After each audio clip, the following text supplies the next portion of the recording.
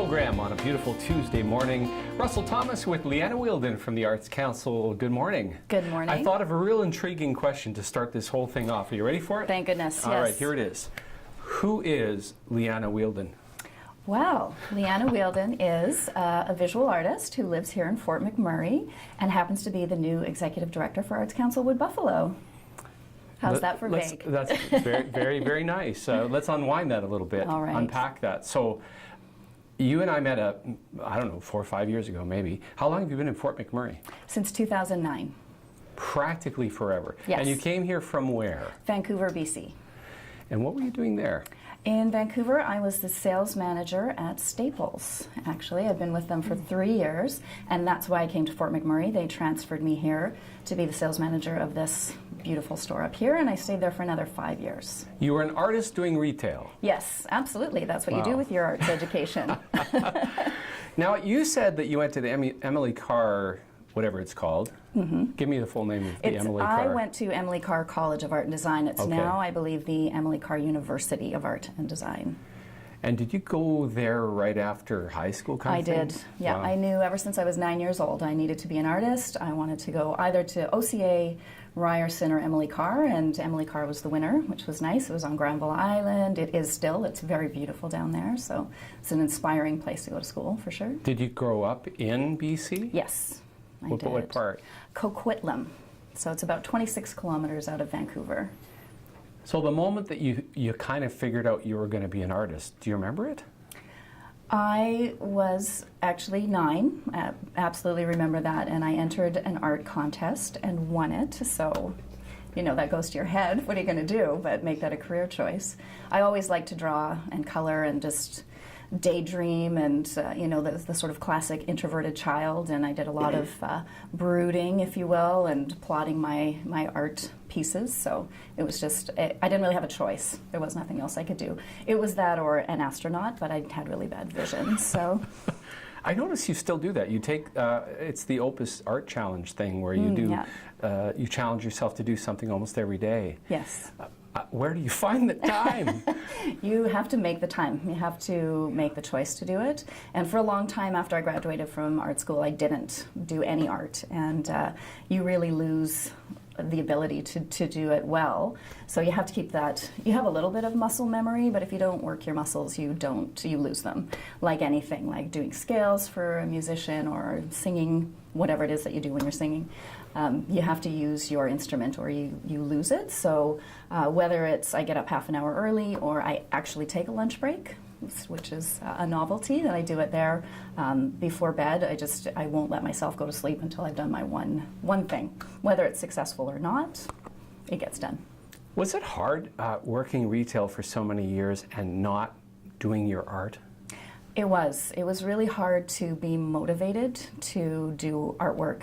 When you work in retail, the stores are open 7 days a week, typically from 9 in the morning till 9 at night. A lot of the stores I managed, I always worked big box retail, so they're always busy. And I was the manager, typically leader of the store, so your responsibility doesn't end when your shift ends. So you would go home.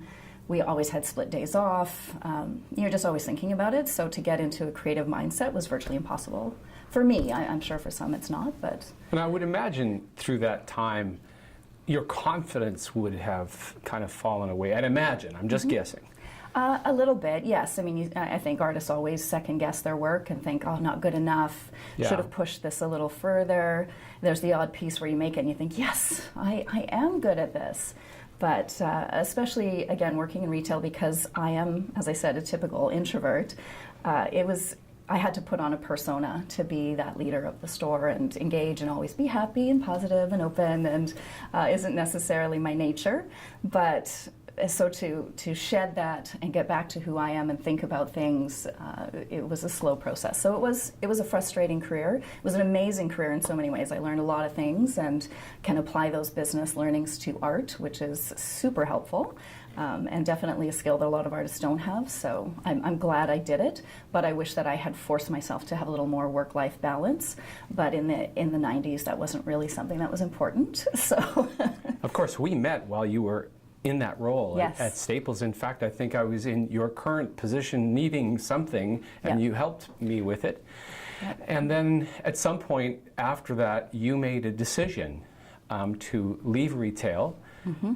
That must have been an interesting choice moment. Talk about it. It was. I loved working at Staples. It's a great organization, and especially up here in Fort McMurray. Obviously, like most of the big box stores, it's the #1 store in the world. So there's a lot of great challenges, but there's a lot of challenges that maybe aren't so great. So it was very exhausting, and looking around at this great arts community, having met you and learned about the Arts Council, I thought, if I'm ever going to do it, now is the time. We were able to save a lot of money coming to Fort McMurray. We both, my husband and I, got into careers that enabled us to save so that I could say, sorry, dear, you're going to have to keep working, and I'm going to take some time for me. So I took what I thought was going to be a year off to pursue my art, and I was very fortunate to be in the Artist in Residency program. And then it just sort of escalated from there. And then I met some people from Learning Through the Arts, and I joined that organization as a part-time admin assistant. I thought I'll just throw that in there for a little bit. And then they made me the regional manager for Wood Buffalo after 2.5 months as my part-time admin assist. And I thought, oh no, here I go again. But it was great to work in the schools and work with artists, and I've learned that you don't have to hate your job or have your job just to be about money. Your job can be about what you love to do. So it was a good learning. So now that I'm with the Arts Council, it's perfect. How would you describe the difference in your life between the retail life and the current life?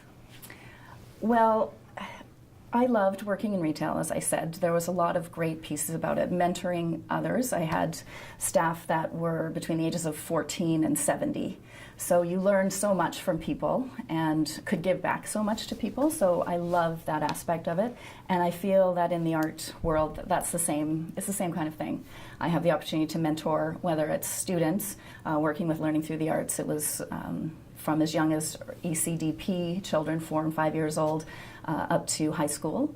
And now as the Executive Director of Arts Council, again, working with our arts community of all ages. So it's the same mentoring piece is there. And I'm talking about art with artists all day. So what could possibly be better? It's awesome. Yeah. Ron he does a number of different things, but he's an artist he's not a visual artist, but he's a musician. Correct, yes. I think of him as a rocker. I'm not sure why. There was a picture I saw on Facebook. He is definitely a rock and roller. That's my husband. Does he play guitar? He plays guitar, bass, drums, piano. He sings, he writes music and songs. Wow, so you're a good complement to one another. Exactly. My guest this morning is Liana Wheeldon. She's the relatively new Executive Director of Arts Council Wood Buffalo. We're going to come back with more of Impact right here on 91.1 The Bridge right after this.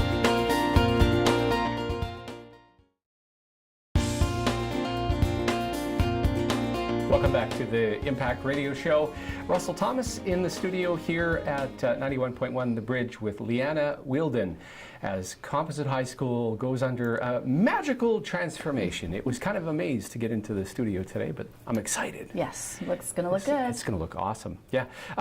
You must be so happy with the team that you have at Arts Council Wood Buffalo and the fact that you've been able to gel with these ladies over the last, I don't even remember how long you've been there, but it seems like you've been there for a while. I started September 1st, 2016, so worked with Diana Moser and Constance Scarlett, who was the executive director at that time.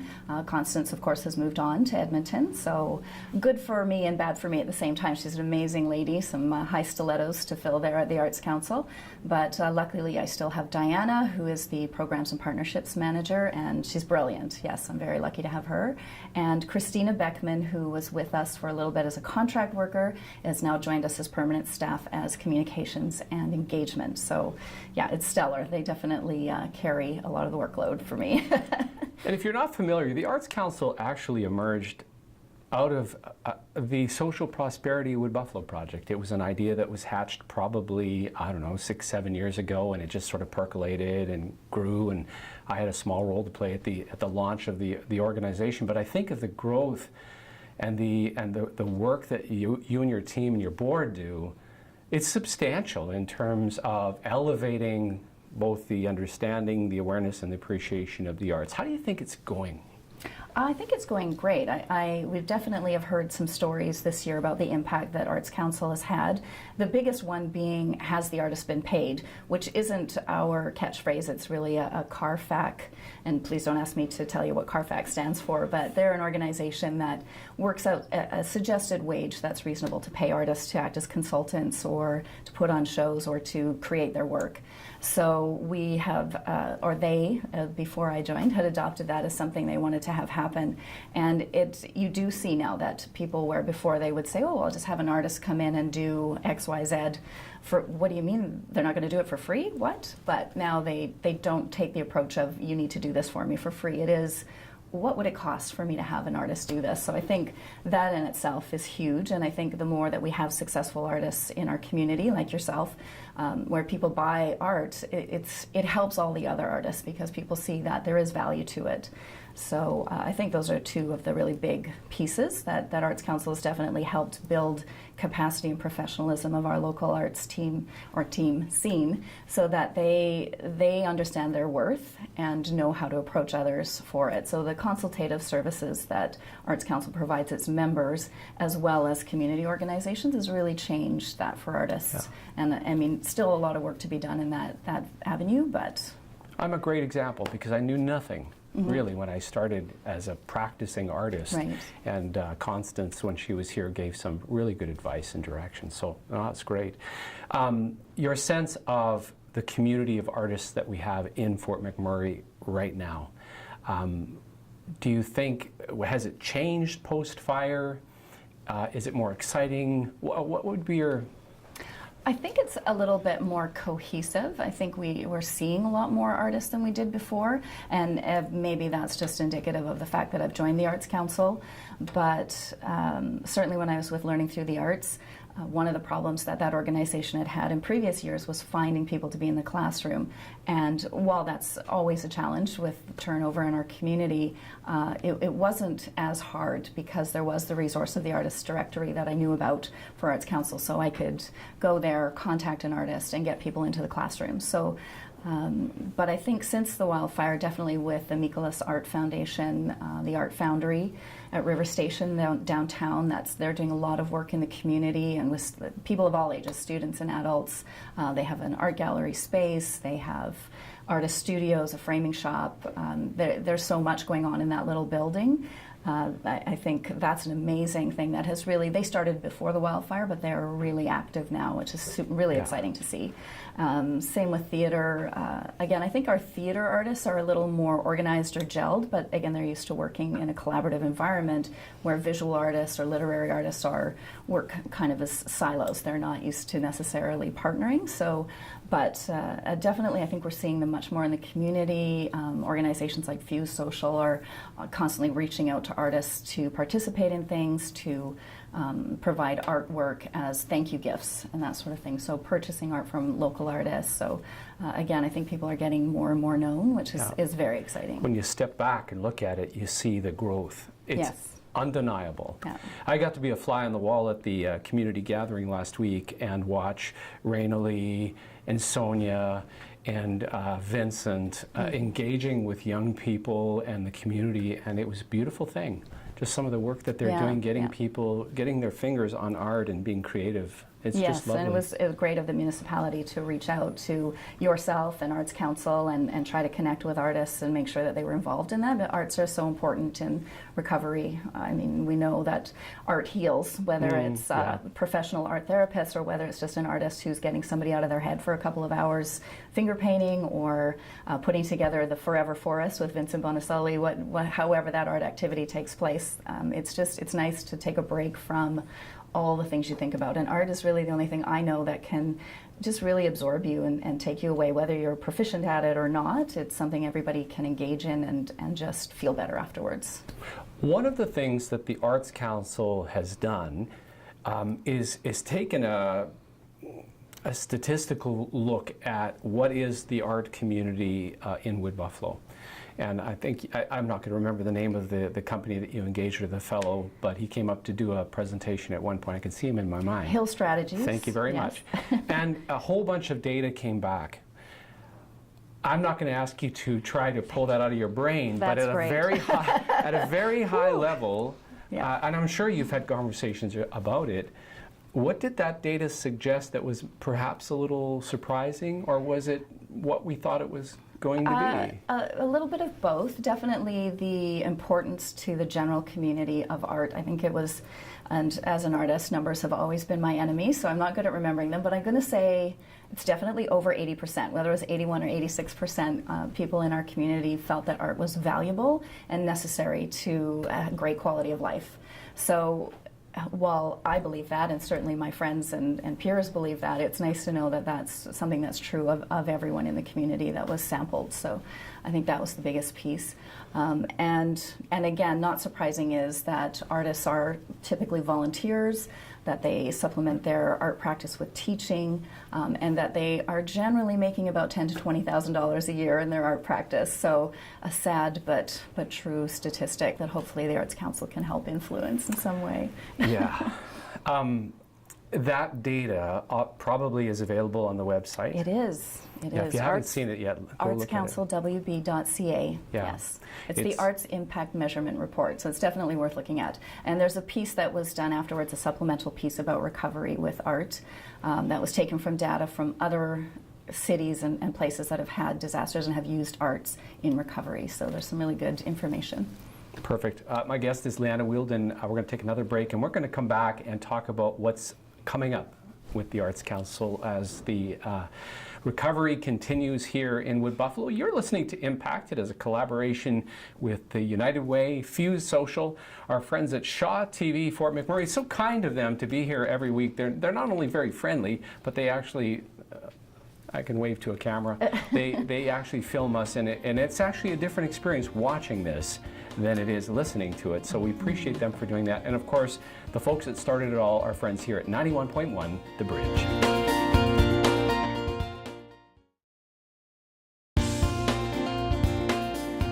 Welcome back to the show on a gorgeous Tuesday morning.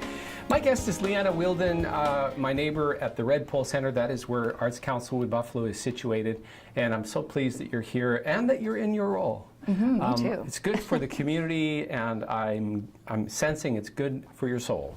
It is good for my soul. It's nice to stretch my leadership wings a little bit again and work with such an amazing team. I mean, Diana and Christina, I can't say enough about how incredible they are, and of course our volunteer board, who are just amazing people. Had my first ever board meeting on Sunday, so yeah, I'm really excited about what the next year or 2 or 5 or 10 is going to hold. So Diana did such a great job in Spoon River Anthology. Yeah, she's amazing. As did Hannah Fridhead, who's on your board. Yeah.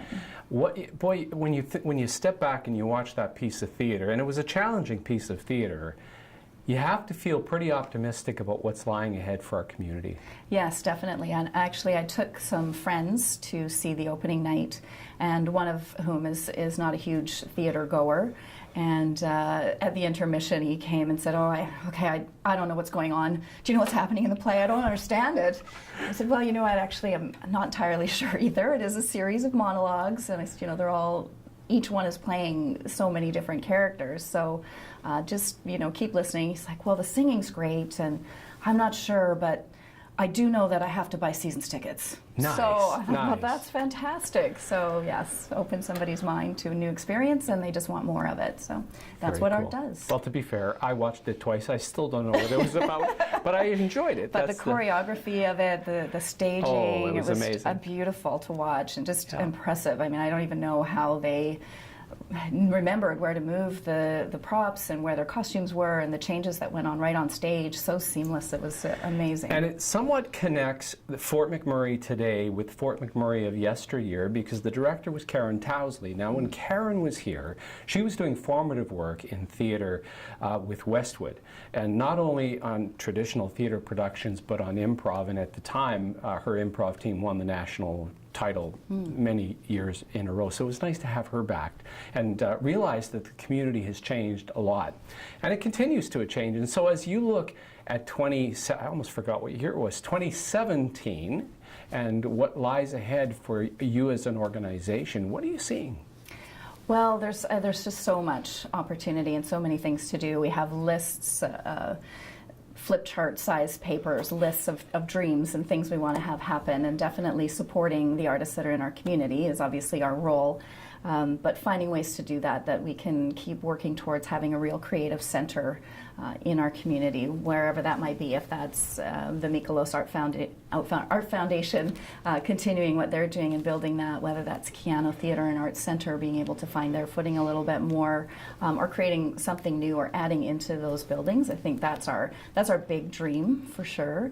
In the short term, it's again just making sure that we're able to get the message out of what Arts Council Wood Buffalo is, that we are not the Public Art Committee, which is an extension of the municipality, what their role is, and our role is really about building capacity and professionalism of our artists so they're able to compete in their field with confidence, understand why a contract is necessary and what their role is in it, relationship management, all those pieces, the business pieces that the artists don't think about because they're in their element creating, doing their thing, and don't want to have to worry about all that nonsense. But that nonsense is really, really important to their success. So we have a lot coming up, and our Business of the Arts series of workshops is the first foray. We've been doing those for a few years, of course, but we're taking a much more systematic approach.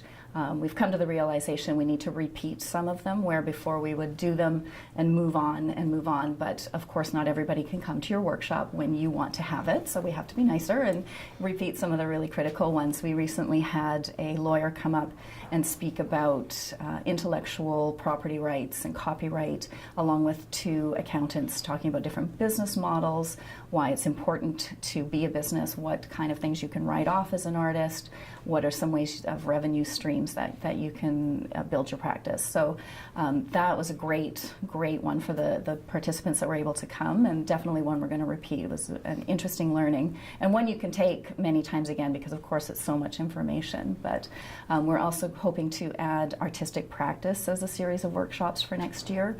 So again, practice specific pieces, but that will help again build capacity of those artists in a professional sphere. So you're a membership organization. Yes, we are.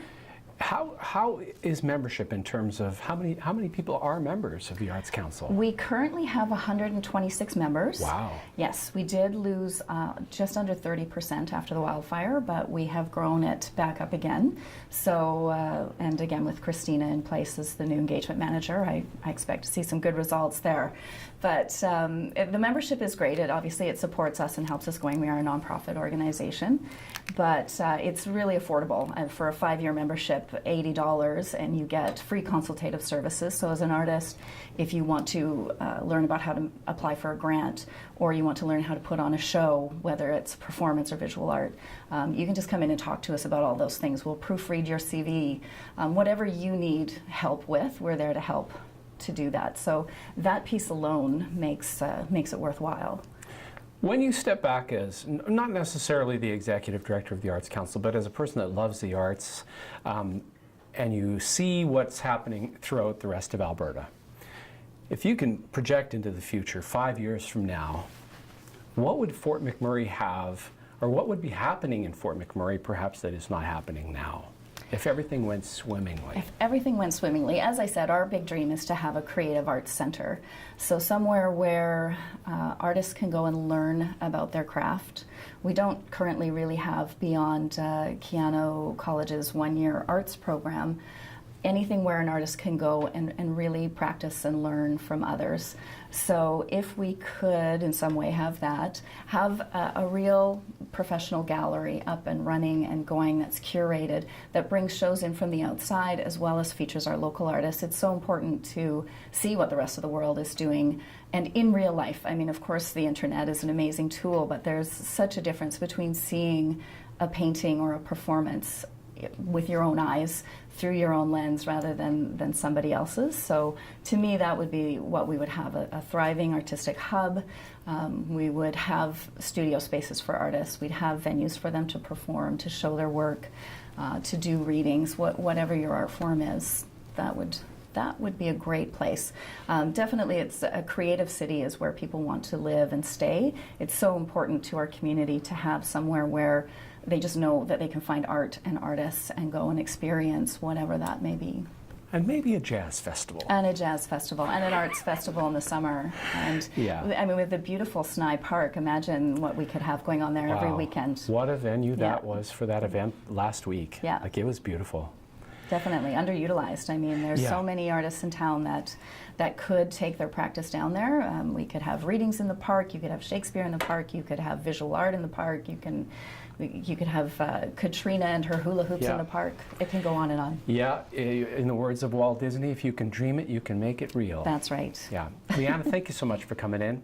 Liana is the Executive Director of the Arts Council, and thanks for your whole team, because I know it's not just you and Christina and Diana, it's also a very vibrant board. Yes, and quite a few people that tap into that as well. Yeah. Keep up the great work. Thank you.